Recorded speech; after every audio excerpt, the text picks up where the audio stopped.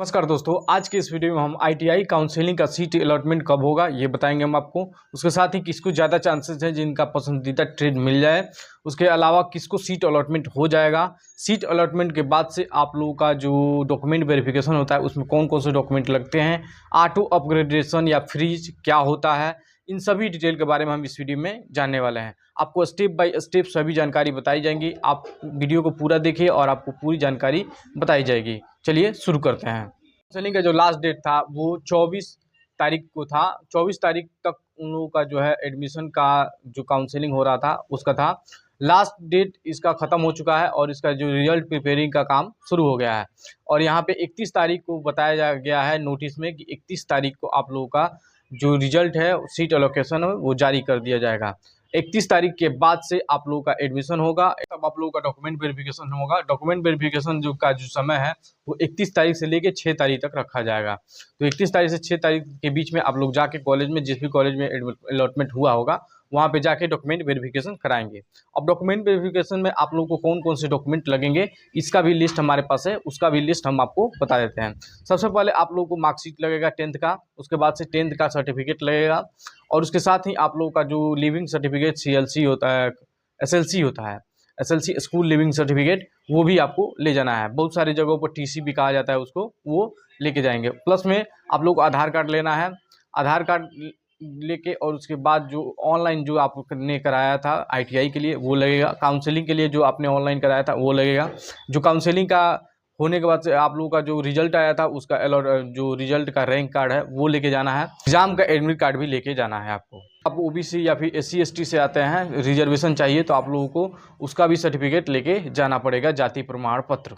Passport size photo का 6 copy लेके जाएंगे। और जब आपका कॉलेज अलर्ट हो जाएगा तो आप लोग लॉगिन करेंगे ITI का जो वेबसाइट है जहाँ से काउंसलिंग हुआ था, वहाँ पे लॉगिन करेंगे तो आपको सीट अलॉटमेंट का एक ऑप्शन दिखाई देगा, फ्रीज और अपग्रेड। जिनका ट्रेड अच्छा नहीं उठाया है और वो चाहते हैं कि अच्छा ट्रेड में जाना, या फिर कॉलेज अच्छा नहीं है और कॉलेज से चाहते हैं कि वो अपग्रेड हो जाए, जो आपने पहले डाला हुआ है वो आए, तो इसके लिए आप लोगों को जो अपग्रेड वाला ऑप्शन है उस पर क्लिक करके और आपको एडमिशन करा लेना है।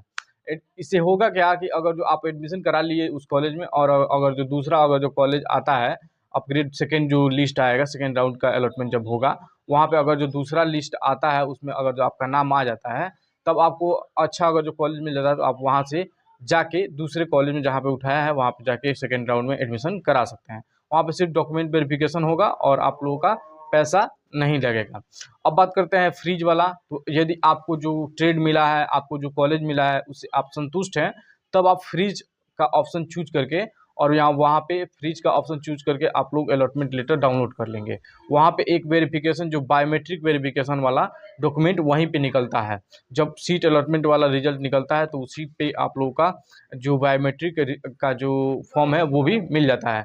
तो आप लोग, आशा करता हूँ ये आप बातें आप लोगों को समझ में आ गई होंगी। यदि कुछ अगर जो क्वेरी है आपको तो कमेंट बॉक्स में कमेंट करिए, आपको जरूर रिप्लाई दूंगा मैं।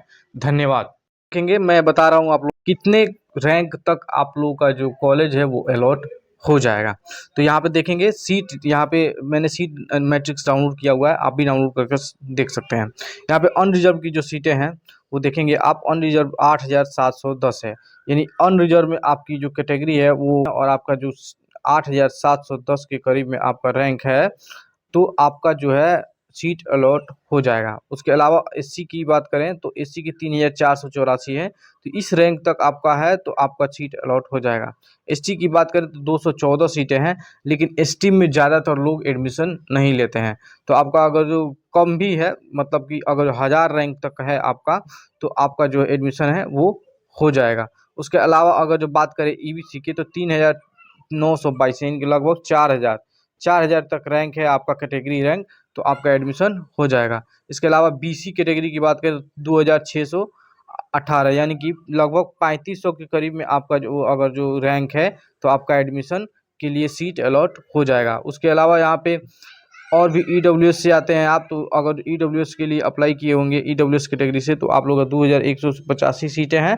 और इसमें जो आप लोगों को अगर जो इतना रैंक है आपका, लगभग 5000 तक का ये रैंक जो है, अगर जो 5000 तक का रैंक अगर जो आपका है तो आपका जो एडमिशन है वो हो जाएगा। अब ये नहीं है कि आप लोग जो कॉलेज चूज किए होंगे उसी कॉलेज में आपका एडमिशन होगा। हो सकता है कि दूसरे कॉलेजेस का जो है क्या कहा जाता है कट ऑफ कम जाए, तो वो कट ऑफ कम जाएगा तो वहाँ पे एडमिशन हो सकता है, लेकिन आपने अप्लाई किया होगा तभी वो क्या होगा कि एडमिशन होगा। तो यहाँ पे देखेंगे टोटल जो सीटें हैं वो यहाँ पे 21,813 सीटें हैं, और यहाँ अगर ओवरऑल रैंक आपका 21,813 के करीब में है तो आपका एडमिशन होगा, पक्का ही होगा। लेकिन आपके चूज किए हुए कॉलेज में होगा या नहीं होगा ये हम नहीं बता सकते हैं। धन्यवाद।